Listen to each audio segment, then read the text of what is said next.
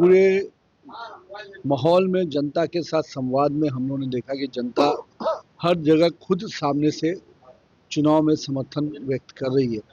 तो हम सब आश्वस्त हैं कि इस बार का एनडीए की सीट की टैली 2010 के चुनाव के नजदीक नजर आएगी और एनडीए गठबंधन पूर्ण रूप में सरकार बनाने जा रहा है। वोट काउंटिंग के दौरान सभी दल सभी प्रत्याशी अपनी तैयारी करते हैं, क्या मानते हैं? मेरे जितने भी पोलिंग काउंटिंग एजेंट होते हैं वो सब लोग अपने अपने इलेक्शन मतगणना केंद्र पर पहुंच गए हैं।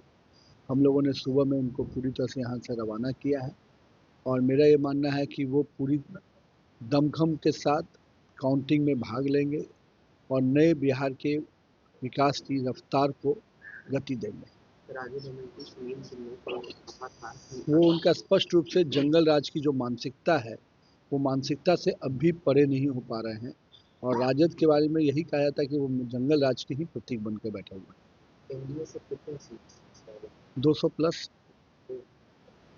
महागठबंधन का क्या होगा कि वैसे यादव ने कह दिया कि 27 को वो शपथ वो तो सूट बूट भी सिलवा चुके हैं, लेकिन कहते हैं मुंगेरी लाल के सपने देखने से नहीं होता, कर्म करना पड़ता है। कर्म उनके इतने कारनामे इतने बड़े बड़े हैं कि जनता उन पर भरोसा नहीं करती है।